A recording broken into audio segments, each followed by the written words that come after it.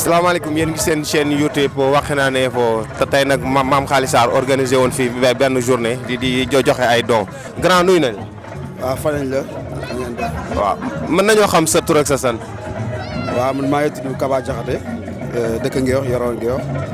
dëkk si quartier bu ñu naan Espérance di xaritu Mame Khaly Sarr bu waral bés bi.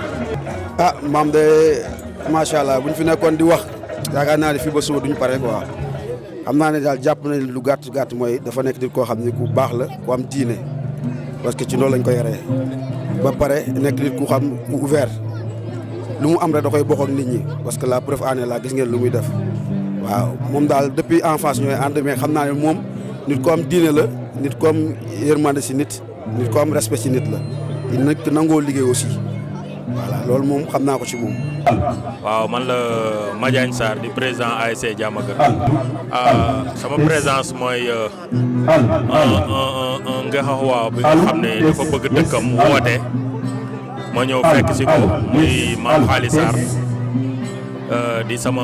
wóllëre nga xam ne ñu bokkoon classe depuis primaire mu war a def rafet pour dëkkam ma ñëw teewal ko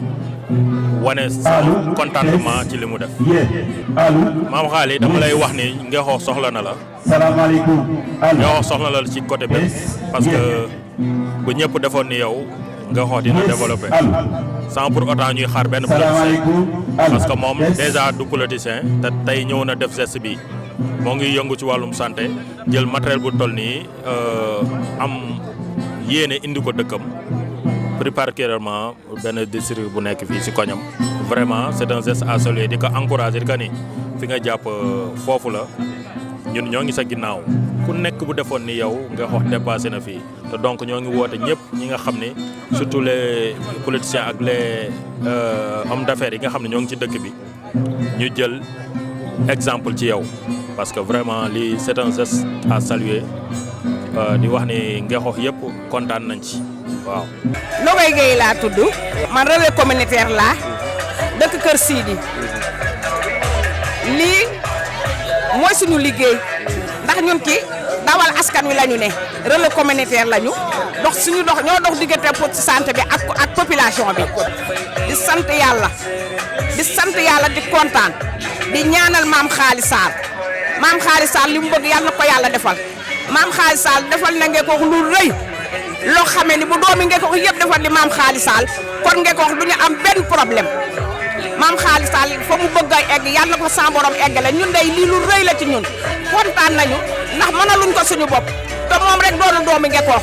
xelam nekk si askanu Ngexox war nañoo soxla lu jëm ci wàllu wér-gu-yaram mu dem uti ko andil ñu ko ñu ngi koy ñaanal yàlla mi am fay yàlla na ko yàlla fay ñun kontaan nañu torop suñu xol sedd na guy rawatina nag ñun ñi nga xam ni xëj na suñu doole la ñu am amuñu ay moyens di daw diggante population bi ak poste santé bi di sensibiliser ci wàllu wér-gu-yaram ku ñu defal lii dañuy sant yàlla di ko ñaanal yàlla may ko wér ak fan wu gudd kattanal ko te doomi Ngexox yëpp nag jël exemple ci Mame Khaly. xanaa Mame Khaly rek ndax Mame Khaly nekk na ci koñ bi xeebul xale xeebul ndaw xeebul du góor du jigéen dëkk bi yëpp la yemal ñun ñii xeebuñu benn yoon. Mame Khaly ba suñu groupe bi doonee fukki nit ak ñaar lañu Mame Khaly di defal day ñëw korne taxaw ba suñu buntu kër ni ñu jënd leen bale ngeen bale koñ bu ko neexoon nu ko def ndax ay moromam bëri nañ ci koñ te am na ñoo xam ne defuñu ko waaye moom xeebuñu benn yoon ñu koy def ba heure bii ba suñu groupe bi tey jii fa mu àgga yàlla defal ñu àgg fa tey jii yàlla ak Mame Khaly ak waajuram waaw ndax waajuram kat moo ñu ñaanaloon tey jii ni sa kaw ca kanam bu soobee yàlla seen groupe bi yàlla dina leen def fa ngeen bëgg a àgg tey ngeen àgg fa ba tey jii tey suñu groupe bi tey toll fii mu toll ba ñu mën a am tey téeméeri nit àggul teg à cause de papay Mame Khaly dem moo ñu ñaanaloon ñaan gi ba ñaan gi tey jii ñaan gi dal na suñu kaw ndax ñaanal nañu tey ba ñu am tey jii téeméeri nit ak lu teg suñu groupe waaw Mame Khaly nag dañ koy bàyyi ak yàlla ndax kat andi na ay matériel am bu ko neexoon yóbbu ko feneen waaye defu ko daa xam ni campement la dëkk te campement lay sagoo campement may tiitaroo moo tax mu teg ko campement fii bëgg a sagal ñun jigéen ñi nga xam ni képp ku ci ëmb yaa ngi dem ba Mbour defi écho wala yaa ngi dem ba Mbour accoucher fa defu ko daa andi ay matériel am teg ko fii ndax campement ku ci def éco boo demul Mbour doo def campement kon nag bu ñu andilee lii tey dañ koy sant di ko gërëm di ko ñaanal yàlla nag fa mu bëgg yàlla na ko fa yàlla àggale ci daraje Sidina Muhammad. Ndata Sow laa tudd. maa kontante ak sant yàlla ak ñaanal ko ñaanal yàlla ay waajuram ndax doom lu mu def ndeyam moo ko liggéey ci kër baayam kon lii mu def yaayam Adji Astou Diallo moo ko liggéey ci kër baayam ba mu liggéeyam réerul maam xaali nag lii mu def ñun dañ ko xam ndax ci lii la ñuy dund ndax xam nga ne jigéen boo xamante ne dafa daan jógee 4 heures du matin di dem Mbour di def échographie di rang ba 2 heures nga wàññeeku ñëw taal añ booleeg nekk jigéenu warul maam xaali bu ñu ko yombalee indi valeur 15 millions campement kon du ñu def lu sant ko ak ñaanal ko yàlla na ko yàlla yokku ndaw yi ñu xippi seen i bët a xool te xam ne lii maam xaali def yombul ndax nit ëppale na ko nit tubaarkalla macha allah nit ëppale na ko te defoo lii mu def ndaw yi nañu xippi seen i bët a xool te xam ne maam Xaali Sarr référence la sunu fierté la yemalewu ko campement li mu def nii yemalewu ko campement département bi foo ci dem am na foo xamante ne dugal na fa loxoom mbiru santé bu ko defee lu jëm ci fu jigéen ñi di mucce ñun ñi xam nañ ci dara ndax lu ñu mën a seede la ndax ay yaay lañu ay mère de famille lañu kon maam Xaali lu baax li mu def lu rëy lii mu def te li muy def ci social ci dëkk bi moo ëpp lii mu wone yàlla seede na ko yàlla seede na ne li muy def ci social moo ëpp lii nga xam ne moom la wone te doom lu mu def dafa neex yaayam ndeyam la neex baayam mboolem ku fi imam ci campement moom moo nekkoon sa kilifa moom mooy ilimaan rafi fa campement ngi ko wax tubarkalla macha allah kooku ne defe naa bu fa doom juddoowee sa yaay baax liggéey ko fa kon doo man def lu dul baax kon maam Xaali ñoo ngi koy ñaanal yàlla ndax lal bii nit ñi di tëdd bii jigéen ñi di tëdd tubarkalla barki dem ba ma demee urgence 24 entre fa sama jëkkër moom laa fa gis dañ koy commande na koy taal nga tëdd eesewu boo bëggee njegenaayu nga commandé boo bëggee jóg nga bës commande bi kon tubarkalla law bee neex a jàngal pël xam nañ li mu fi indi dañ koy ñaanal yàlla na ko yàlla sàmm yàlla lafal ko cat yàlla àggale ko moo xam fa mu bëgg a àgg yàlla na ko fa yàlla ak barke baayam ak barke maamam bi ñu ko tuddee àggale. man la Ndeye Amy Faye dëkk Ngapparu di sëy fii Saareen kër Baye Babou Sarr ña ma gën ma xam ci Ndeye Amy Sarr laaj nga ma si lu ma sawar laaj nga ma si lu ma nam ma wax Olof Njaay dafa ne bay sa weyu tànk maam dafa bay si weyu tànkam sa seen famille la jëkke si ay dëkkandooyam doore fii mujjee fii maanaam yéen lii ngeen gis wante ñun ñu dëkk ak moom xam nañu maam Xaali xam nañu yéeneem ci famille bi xam yéeneem ci ay magam ak ay jabari càmmiñam ay jabari magam nun ñii ñooy ay jabari magam ak ay jabari rakkam ak ay doomi ndeyam ñoo ne ni sama ginnaaw li nu sol ni xaalisam la jar dafa ñëw fekk ma may ndekki mu ne ma Ndeye Amy sama programme bi loo ci xam ma ne ko man de li ma ci xam mooy bu sooba yàlla bu boobaa buñ sa yàlla yóbbu dañ lay otestil gunge la mu dem ba génn on ma téléphone ne ma Ndeye Amy demal marché nga xool tisi boo leen bëgg nga dagg ñëw ne ma am dem leen ngeen dem jëndi ma dem marché xool tisi bu ma jënd ndax li xam na ku ne xam na lu muy jar ma jënd ko mu génne xaalis bu bëri jox ma dem jënd comprendre na maam Xaali lii muy def ci dëkk bi loolu ci gën a ndaw wante nii rek la mën a mel kuy sa baay Alaaji Babou Sarr kuy sa yaay Astou Diallo di sëtu Tamsir Xaali Sarr muy ay magam nag mu wax ay magam dara seen dara umpantewul lépp lu muy def suba ba ngoon mu wax ay magam dina eewal ay magam ay xari tabaski jeesneer ku ne xam nga lu muy jar magam yëpp bu tabaski jotee kenn nag ku ci nekk marakis ba ci mbaxane lépp mooy jënd ekkate ay enveloppe na di ko jox ay jabari magam yi maam seetaanunu kenn ma nekk seetaanul kenn wante nag lii la mën a demee parce que lii bu amul rek ñu xaaj léegi nii moom lay wax ak rama mi ma tawgal léegi fii jamono ji ku nekk xam na ne jigéen bu tolloo si diggante wasi nag am doom risque la te lépp xaalis la fii boo fayul 15000 francs wala 10000 francs doo def écho moo tax nga war a xam ne lii coomo manu ko ma ne moo xam ne lii bu doon venant la sax nga xam ne xaalis la waxuma la matériel bu bees tax maam li ma la wax rek nii la mën a demee kuy sa baay Alaaji Babou Sarr kuy sa yaay Astou Diallo kuy sa maam Tamsir Xaali Sarr nii rek la mën a demee. maa ngi tudd Moustapha Cissé dëkk koñ Pikine ñëw tey taxaw pour maam Xaali. sant yàlla laa si njëkk a def d'abord sant yàlla laa si njëkk a def ndax soo ànd ak nit mu yéene dëkkam doo def lu dul sant si yàlla waaw ndax mënoon naa jël xaalisam def ko fu ko neex ndax nit su jëlee valeur 15 millions ñëw def ko si hôpital du pour moom du pour man tamit pour ñëpp la pour Ngeko ñëpp la kon man loolu dama siy sant yàlla te sama fierté la nit sooy ànd ak nit mu bëgg Ngeko avancé man maam ñun suñu sag la waaw ñun ay mbokam suñu sag la ndax newul fii la bëgg Ngeko yam li si kanam mooy dàq foofu si kanam rek incha allahu rabbi man defuma lu dul kontaan waaw ndax mënoon nga di ànd ak nit mu doon ab sàcc te doo si man dara mais soo ànd ak nit nag yàlla xiir ko si lu baax yow da ngay sant yàlla da ngay firi yow muy ànd ak moom man fu ma neex ma jaar ndax man maa yor léppam maa yor léppam te manuma wax si moom lu nit waxul. sant yàlla tamit ba ñu amee kilifa yu mel noonu sama papa moo yoroon liggéeyu papaam tey moom mu tourné jox may liggéeyam kon loolu dama siy sant yàlla te di ñaan yàlla mu jëmale ñu kanam ndax yombul tamit yombul nit jël alalam jox la yombul man nga te du la laaj facture du la laaj dara loo ko wax moom lay def te lu ma ko man di wax si àdduna su ko neexoon sax dina ko def kon loolu man dama siy sant yàlla te di si gërëm tamit góor gu ñu si yar sama papa di ko si gërëm bu baax ndax moom ma tette si benn njub bi jubu ma nag mais maa ngi sant yàlla bu baax te dinaa nag maam nag ñun waa Ngeko ñëpp ñoo ko war a sant waaw ñun waa Ngeko ñëpp képp ku dëkk Ngeko di fi nooyee te tamit ni na gën a ñaax suñu autorités yu nekk si dëkk bi ndax lii ñoom la waroon ñoom defuñu ko moom mu koy def kon ñoom ne leen gën a su doonee ñoom ay nit lañ lii ne leen gën a yokk jom gën leen a yokk courage ba ñu xam ne ñoom ñoo war a def si dëkk bi ñun dañoo bëgg ñuy def si dëkk bi ñi nga xamante ni dañoo war a ñëw jàpp si dëkk bi di def si dëkk bi ñuy gis si dëkk bi waaw ndax loolu rek ñu ñor ñun soxlawuñ xaalis soxlawuñ dara lu ñu soxla mooy dëkk bi Campement avancé waaw ndax Campement su avancé nit ñi avancé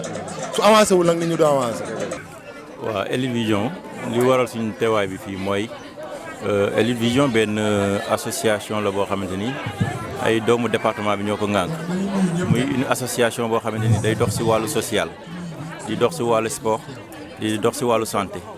donc suñu gisee doomu dëkk bi bu am yéene si côté santé def lu toll nii suñu cër la suñu jëf la ñu tewee ko fekkee ko accompagner ko gunge ko non yëg-yëg bu rëy mais nekkul lu ñu bett parce que tey ki ko def ku ko xam fi mu bàyyeekoo xam fi mu cosaanoo xam ni lii su ko defee war na ko def su ko deful war na koo def parce que ku xam kilifaam xam si li mu doon dox vraiment lii du ñu bett message bu ñuy lancé mooy lii moo nekk suñu devoir moo nekk suñu cër ñu ñëpp kii daf ñu war a servir lii mu def ñëpp dañ ko war a suivre parce que ñun doomu dëkk bi lii mooy suñu cër parce que lii ku ko def defaloo ko kenn sa bopp nga ko defal sa njaboot nga ko defal mooy li may wax rek maam xaali moom en fait duñ ko remercier parce que lii yëpp boppam la ko defal parce que y a pas mal de personnes yoo xam ne chaque jour ñu ngi koy woo di ko solliciter te ku ko woo sa degré maladie fu mu toll daf lay jëlloo oto ba fekk ko Dakar donc moom li nit ñi wuti Dakar di ko wuti Mbour di ko wuti seen région yi su ko indee fi yaakaar naa ni moom am na coono goo xamante ni wàcc na ko donc lii war rek mooy ñaanal ko mu gudd fan dëgëral taxawaayam ba yéene bi am Ngeko mu mottali ko si jàmm. waaw am na changement yu rëy parce que bii moo waroon a nekk dans les normes 4e édition bi mais mooy nekk 3e édition bi ndax daaw moo waroon a nekk 3e édition bi ndax mujjul am ndax ñëpp xam nañ ne daaw moom presque activité yëpp dañ ko arrêté woon donc coppite yi mu am ren nag mooy affaire bi muy commencé projet bi dañ ko yemaloon au niveau local au niveau communal mais ren dañ ko xaw a yaatal tuuti génne ko au niveau départemental donc am na ay lauréats yoo xamante ni ils sont pas de Ngeko mais waa département bi la mën naa nekk Mbour mën naa nekk Joal mën naa nekk Thiadiaye mën na nekk Sindia mën na nekk Diass lii aussi occasion la ñuy yëgal doomu waa Ngeko yi que ni kii lii mu def déjà moom am na lauréat boo xamante ni prévoir nañ ko pour moom avant lii muy acteur de développement suñ ko waxee nag mooy koo xamante ni dafa dëkk si dëkk bi di dugal loxoom soit mën na nekk côté social côté éducation te xaaru si dara en retour donc moom le 25 décembre occasion la aussi ñu ngi lancé wàlle message yëpp ak mbokkam yi fiy nekk yëpp ñu teewee bis boobu xam ni Mame Khaly dañ ko sargal si jour boobu. Mame Khaly de baax rek laa xam ci moom ma ne ko baax rek laa xam ci moom ndax ñun ñoo bokk ñu mag ak moom ndey ak baay Mame Khaly lu baax la xam lu baax lay def lu baax lay wax parce que nag baax rek a ko war comme ni ma ko waxee sànq ndax maam Xaali Sarr boo gisee ñu ko séq di Alaaji Babou Sarr ku xam Alaaji Babou Sarr campement Ngékoox gi xam naa ne Alaaji Babou Sarr kenn dootu ko fi kii waaw maamam di Tafsir Xaali Sarr nekkoon tamit nit ku baax macha allah Aysatu Diallo jur ko ah kon nag foofu boo fa juddoo mënoo bon maam baax rek moo ko war waaw ay mbokkam ñu ngi nii ay magam ay rakkam ak ay jabaram ñun ñëpp a ngi toog te ñëpp ñoo bokk benn wax baax lañ xam ci moom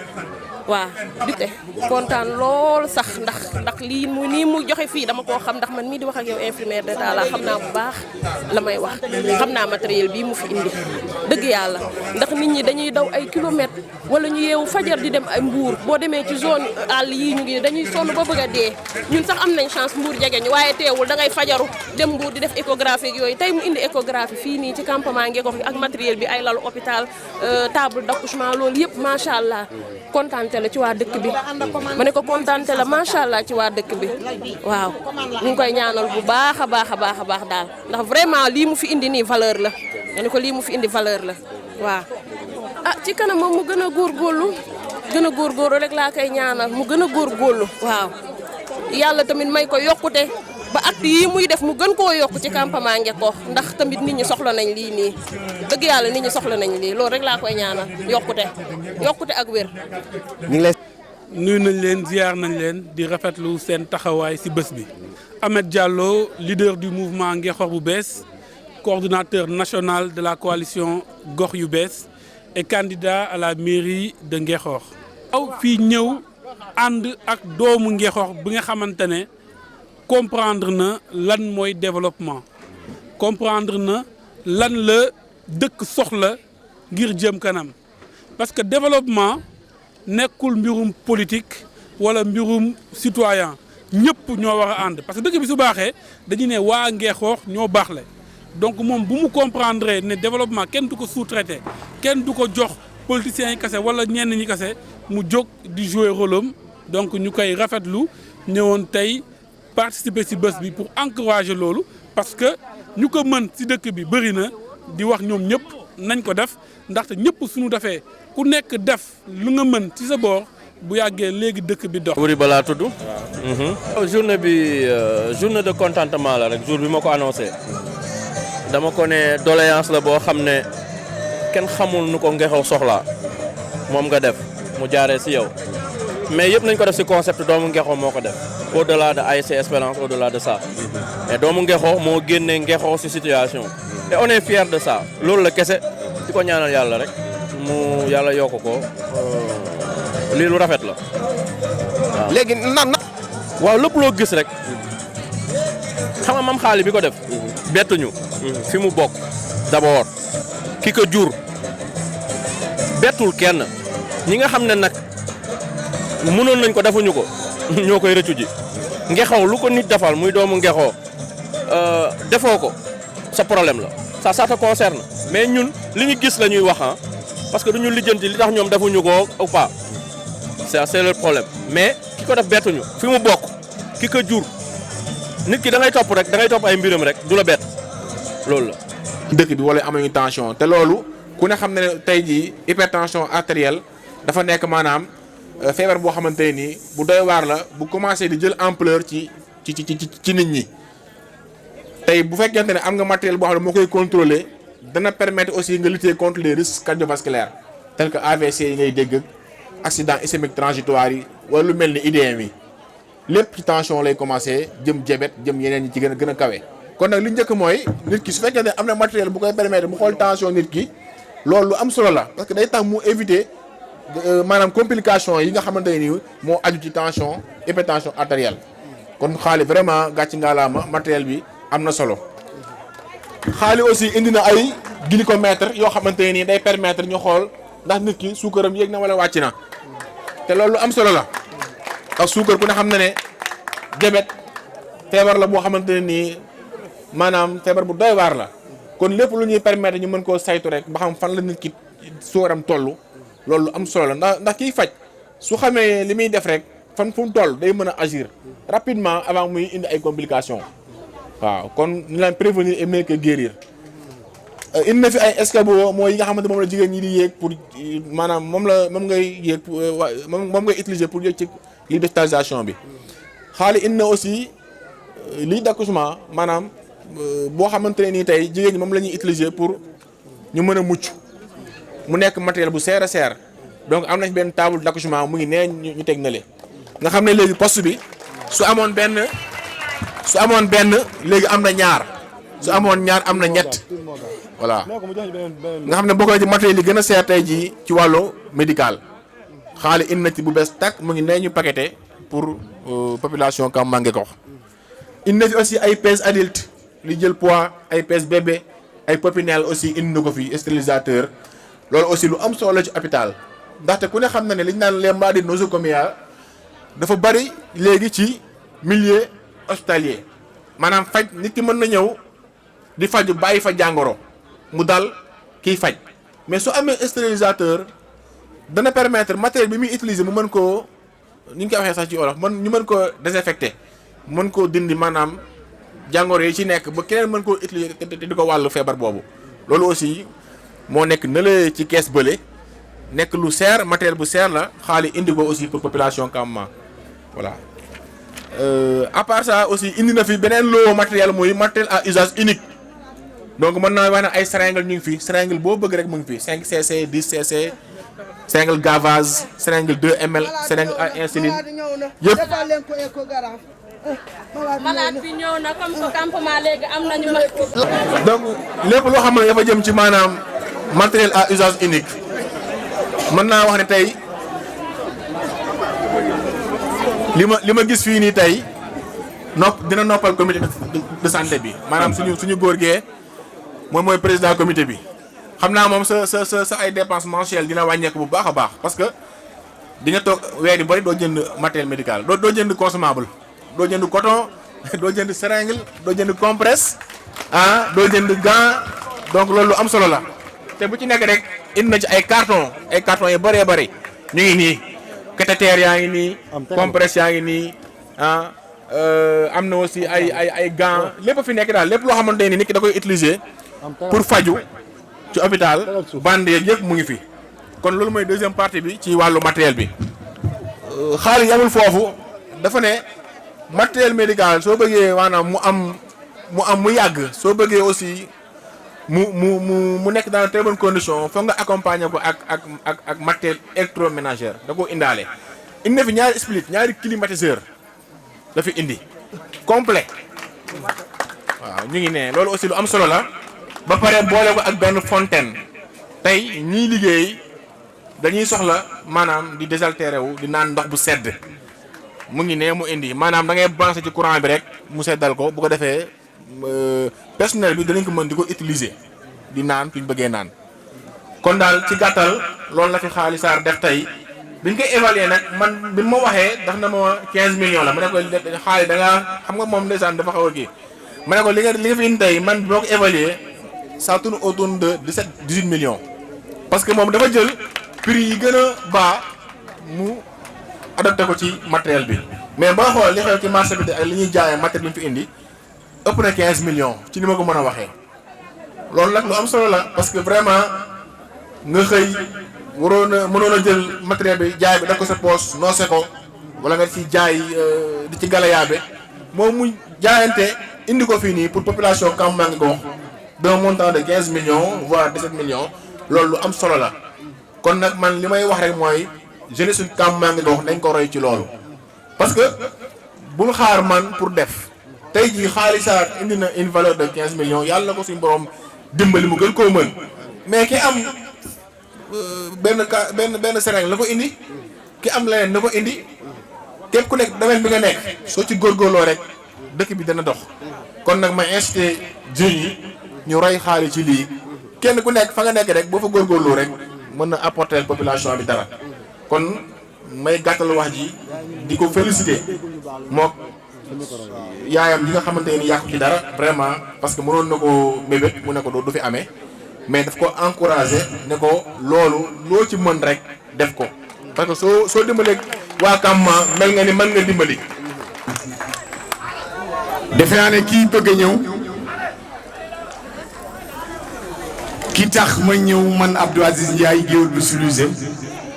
kenn la muy Talla mi soo leen xefee tuuti yéen waa Ngor xam boo leen xefee tuuti ñun dañ koy téye Dakar dootoo leen ko gis ñu téye ko Dakar su dee Dakaru leen taxaw leen yéen ñëpp ne déedéet ma dégg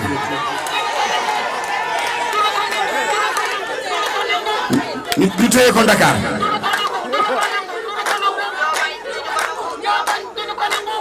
waa jërëjëf kon bàyyi nañ ko fi may ma tuuti rek ma jàkkaarloog grande dame defe naa ne tey jii mbégte gi nu am nga liggéeyandoog ay nit xaali isa xam ngeen ni ku sant Sarr ni mu mel ku ñëw àjjana moo lay teeru Sëriñ Bamba sax tagg na leen jasaaka yaa xillu Ibrahima Mawlana xeral jasa wal mun a dara kawlaka Sëriñ Tuubaa wutal na leen dama ne boo amul jabar ju sant Sarr wut ci xarit ku bëgg a sar àjjana Sarr ngay sant sa baay def na fi lii nga màgg defoo fi lii kenn rek la ñuy sikk ñun nan fonk jigéen ñi nan fonk ndey bu baaxee ñu wax ni ndey la su bonee ñu wax ni ndey la ku màgg fay boo màggee gërëm sa ndey mbaa nga xalaat xaali dafa màgg gërëm ndeyam natu xalaat lépp yow moom du dara lii lépp yow yaay lingeer bi yaay bete bete bi yaay garme bi yow la aji bayal mbaay way li coow li bari bari bu la neexoon bu jur ko ba pare ne ko nag mu génn àdduna te kenn du yem waaye yàqu liggéeyu baayam xaali yow léegi ministre dëkk bi nga yaay ministre de la santé ci dëkk bi maire nangu ko mu bañ ko yaay ministre de la santé dundewoo dëkk bi da ngaa jug pour defar dëkk bi donn sa maam ñu ne déetawaay nga donn sa baay waaye ku la jàppale ki nga xam ne nag addi ak wayaan lu mu ci lekk mu rees Bu Kunta Njaasaan nay sa maam waaye jug leen waaye ngeen tàccu grande dame aawa nii lay mel bu xelam dalee ca bureau ba yow la boo doon bàyyi ba guddi jot bu la ko basee nga jaxase mbir mi xelam du dal bu demee bureau day jaaxle waaye nag Bu Kunta Njaasaan nay sa maam boo ñaanee mu am li ngay dend ak moom yokkute la waaye du wàññi ci ku la bëgg na la bàyyi xaali fi leen ñu toll boo demee Njaasaan sa kër maam dañ leen di raamal kon boo ñëwee jël sa yaay ji wekk ko teg ko place xam li mu doon xaali da lay nopp da koy nopp kay yoroo nga ni mu sàggane oo gërëfaas ba mu jàmpe grande dame la xaali boobu ba léegi bi mu dend ak yow mi ngi lox ndax dala bëgg Billy ku deful dara du dégg dara lii boo ñun fi mel nii waa nga xamal la ñuy wax nga tabaxal leen hôpital xam nga lu tax ñuy wax loolu li nga leen wan preuve la bu yeboo maire góorgóorlu bu baax de ndax nit ñi léegi dofatul seen carte yi fi ñu koy yóbbu xam nañ ko wax naa la ba tàyyi ne la dimbali ñu ngir yàlla nga jël sa carte d'identité viré ko Dakar ñu samp la maire saraxu naa la ba tàyyi sa bureau nga bañ na ma nga wax mooy sama xol moom laay dund moom laa bëgg sama yaay moom la bëgg sama baay moom la bëgg sama soxna moom la bëgg nga bañ buñ la jàppul nag Billy buñ ko jàppul dañ koy yóbbu Dakar de non dama ni buñ ko jàppul dañ koy yóbbu Dakar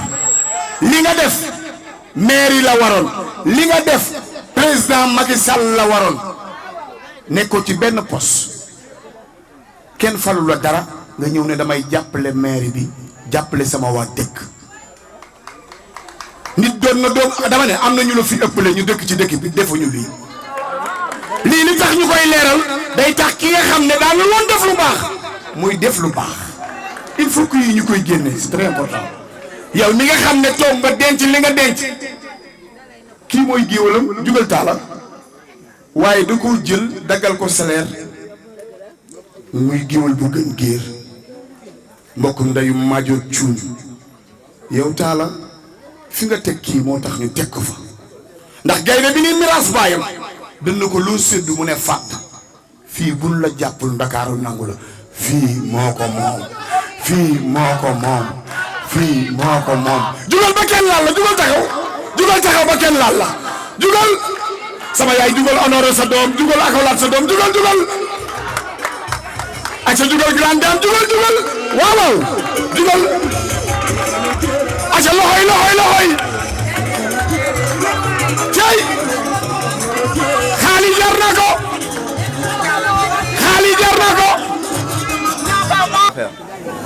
wax dina metti si man trop parce que dama nekk ak sumay kilifa te xalaat naa fu say kilifa taxaw wax fa kàddu ay yoon tegootut muy sama kilifa Makhtar Sarr di sama baay parce que tey moo taxawaayu baay du suñ taaw nag Zal mooy suñ taaw mais lépp Zal da ko jël teg ko si loxo Makhtar ñu jox ko si imam ratib Mouhamed Sarr lépp loo xam ne nii ñoo ngi koy def si kàddu famille bi lañ koy defee may sant di gërëm sumay frère di ko tàmbalee si Mos Sarr di ko tàmbale di teg si Salif Sarr Makhtar Sarr ba si Sumbal Sarr ba Diallo ak di gërëm sumay jabar ki doon wax nag sànq moo ngi tudd Njaga Diallo ñii ñëpp sumay xarit lañ ba buuba mii buuba gars yi xam nañ ko suma xarit la yàlla moo ñu boole ñu jëflante mu doon taalibe Cheikh lépp rafet suma digganteeg moom mu doon nit ku baax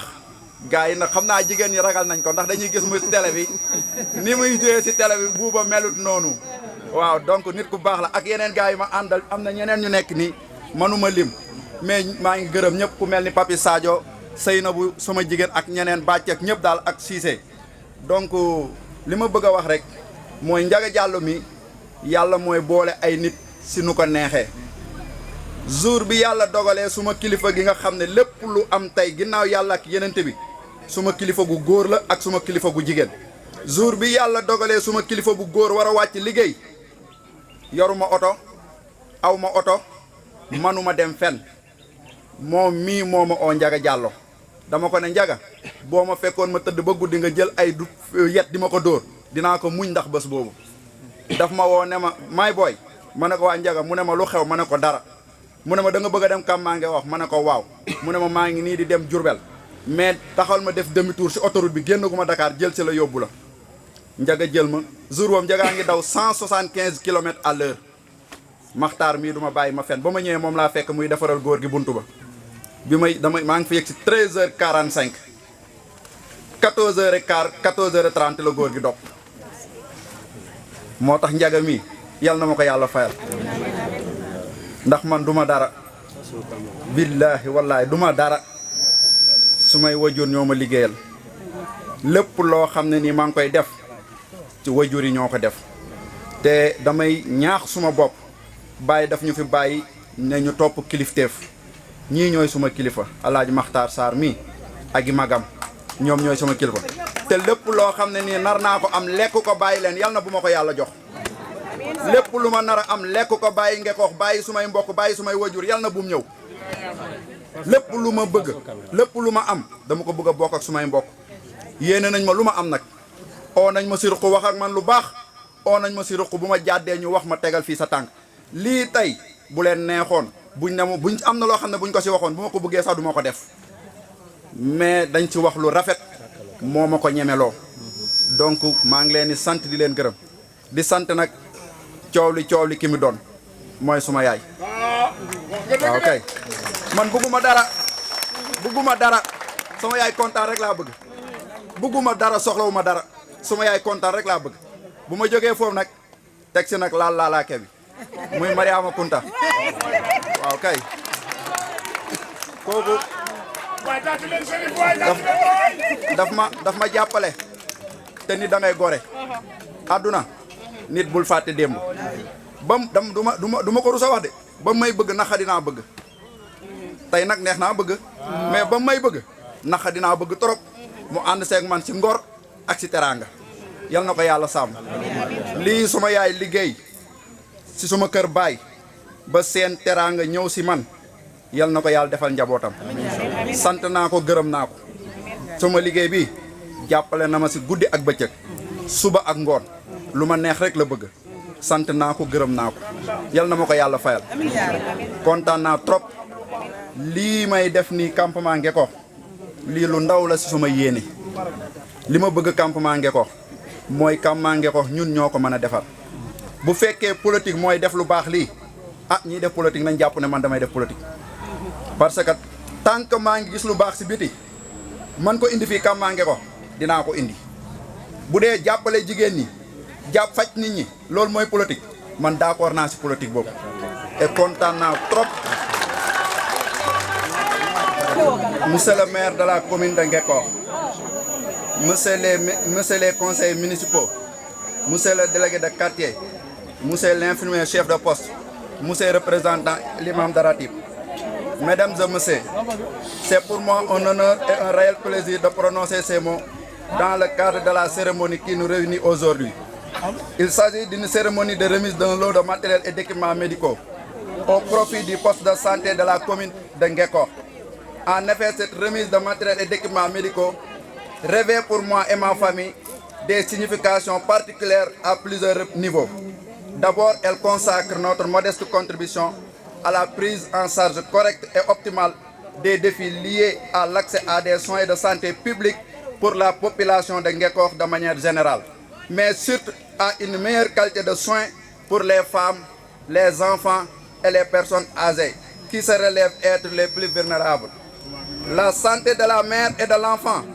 constitue un enjeu majeur dans la politique de l'État du Sénégal en matière de santé publique et des collectivités territoriales dans leurs prérogatives par le biais des compétences transférées en la matière.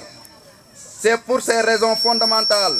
que j'ai pensé apporter ma contribution à l'effort de développement de la commune de Ngeko en mettant un accès particulier au domaine de la santé qui constitue pour moi le point d'entrée pour impulser un développement local harmonieux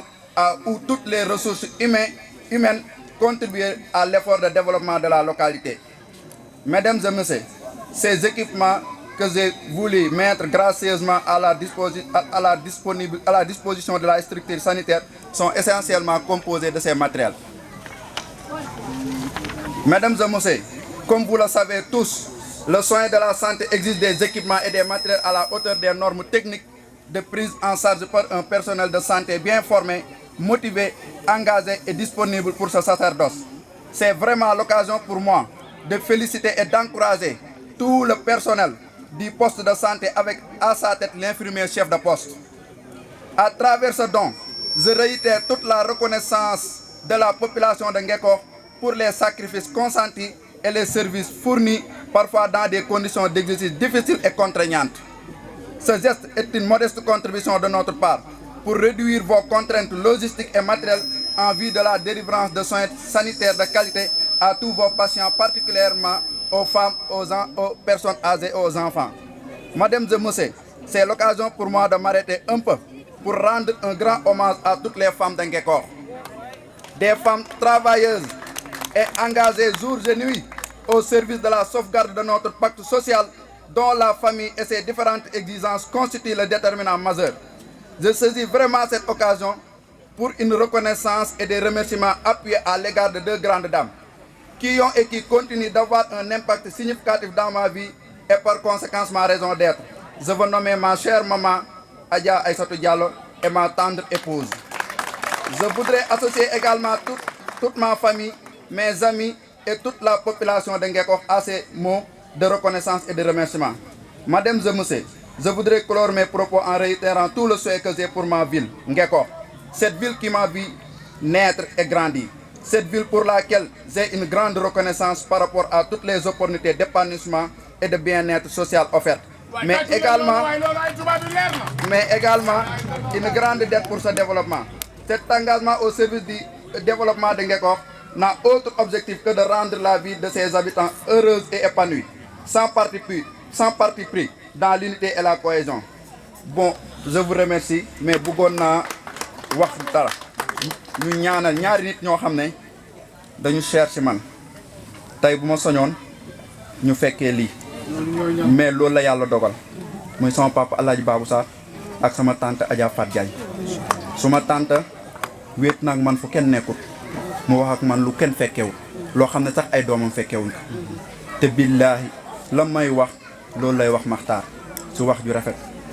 tey kon tey jii am na lu ma yëg suma xol bi may wax kon nañ leen ñaanal yàlla yal na yàlla yeesal seen jéggal waaw li waral ba jox ASC yi ay boîte de pharmacie toutes les 24 ASC dañ ko ku si nekk jox naa la une boîte de pharmacie boo xam ne valeur bi boo ko doon estimé war na mën a toll 80 000 ma jox ko toutes les 24 ASC dañ ko jox ko les 2 zones jox ko ñi yor làmb ji jox ko ASC dañ ko ak ASC basket beeg ñëpp jox naa leen ko loolu nag dara taxul ma def ko li tax ma def ko rek mooy man Ngekoox laa dëkk Ngekoox laay tiitaroo damay faral di sàcc benn waxu Bombardier naan guddi guddi mbuur man tamit bu ma soñoon guddi guddi Ngekoox waaw man Ngekoox moo dee suma xol lu lépp loo xam ne nii gis naa ko mu rafet waa Ngekoox laa ko yéene fii lii tey lii nii ma def tey dafa am loo xam ne daf ma ko yàgg mbébét man rek maa juddoowut ci poste de santé bi man rek mais ñi topp si man yëpp fii lañ juddoo benn jour dama ñëw fekk soxna su baax si seet si ko ma ñëw fekk ko si lal bi mu toog ma xool ko nam tëddee ma am yëg-yëg suma xol ma boobu manuma xamuma ma toog ñu koy defar ma toog fëlew ne ba suma yàlla mayee fii ma fekk suma yaay mu tëdd de bëgg naa ko defar gis ngeen miir bee mu tax fee ne buñ daan fii moo doonoon suma classe CM2 fee lañ doon sànnee teng ci pour bu ñuy def brevet kon donc place bi dafa doon place bu symbolique pour moi kon loolu moo tax lépp loo xam ne nii mën naa ko def Ngekoox dama koy def te pareegu mag waa Ngekoox li si nekk li si gën a ëpp solo si don bi pour man mooy appareil échographie bi appareil échographie tey boo ko doon estimé bi appareil échographie yi mujj la boo ko doon estimé tey mën na jar 4 millions donc parce que portatif la à part appareil échographie lii d'hospitalisation yi la lii d'hospitalisation yi tey boo ko doon estimé lii bu si nekk c'est entre 1 million 1 million 500 et damay préciser nag lii du benn partenaire bu ma ko jox c'est un projet boo xam ne nii sa depuis ñi ñëw bureau xam nañ ko ñëpp gars yi xam nañ ko parce que c'est un projet boo xam ne nii dama ko toog di ko mûrir pendant 6 mois presque 1 an docteur Faye mi doon wax xam na ko Mouhamed mi xam na ko Baye mi xam na ko ñi may àndal ñii xam nañ ko parce que man su may collaborateur gis nga ñii dañoo baax jënd ak jaay lañ seq mais dafa rafet moo tax ñu teew buuba mi amul jot day dugg salle de production mais bi ma ko waxee daf ma ne xaali bépp production bu ma amoon bàyyi naa ko ndax damay ñëw taxaw ci sa wet Cissé mais ñooy ànd guddeeg bëccëg suba ngoon ñoo bokk immeuble ñooy bokk julli ji fajar 2 heures 5 heures timis gaye moo ngi nii ba ma ko waxee daf ma aseg naa la nekk di liggéey daf ma ne bàyyi naa lépp damay ñëw topp sa ginnaaw kon donc loolu moo tax ma ànd ak ñoom di wax ne fii li fi nekk lu ndaw la par rapport ak sama bëgg-bëgg si Ngekoox fa ma bëgg a yeggal Ngekoox man soxlawuma maire soxlawuma dara xam nga li ma soxla na jigéenu Ngekoox nekk si jàmm na xale yi Ngekoox liggéey dégg nga parce que dama bëgg mu leer aussi man li ma bëgg rek parce que mën nga jàppale sa gox te doo doon maire mën nga jàppale sa gox te doon occupé woo benn poste man doonuma directeur général liggéeyuma ak état mais damay fas suma jom pour jéem a jàppale Ngekoox parce que nag quoi qu'on dise dëkk bi dafa metti et jigéen ñi sonn nañ li ñu war a def mooy jigéen ñi buñ génnee seen kër di dem marché ñu defaral leen loo xam ne buñ demee pañe ba lañ bëgg dinañ ko fa am waaw tey ji jigéen ñi nga xam ne dañ doon jógee fii di dem échographie di fay 15000 bëggatuma benn jigéen fay 15000 c'est infirmier baa ngi nii di ngeen xool ngeen définir seen prix ngeen def ko nag prix bu jàppandal si ñëpp dama bëgg jigéen ñi gis si seen bopp suma mag yi ak suma papa yi ak suma morom yañ bàyyi sa kër ga ñu daan joxe ñooñu tamit gis si seen bopp xam ne affaire bi wàññeeku na loolu laa bëgg après sport bi ak santé bi waxoon naa ak suma taa Yacine Koundia jël naa mutuelle de santé bi jël naa engagement inscrit 500 jeunes ci école primaire bi ma jàngee jël naa engagement wax naa ko maire Yacine Koundia ba defar lépp c'est ok am na yeneen aussi yoo xam ne moo ngi si suñ kanam ñu bëgg fa yegg mais comme ñun yoruñ benn responsabilité duñ mën a avancer si dara dañoo bëgg rek lépp lu ñëw rek yàlla xéewalal ñu ko rek ñu indee ko nii bokk ko waa nge ko mais duñ taxaw ne dinañ def lii dinañ def laa mu doon engagement boo xam ne day nekk suñ kaw.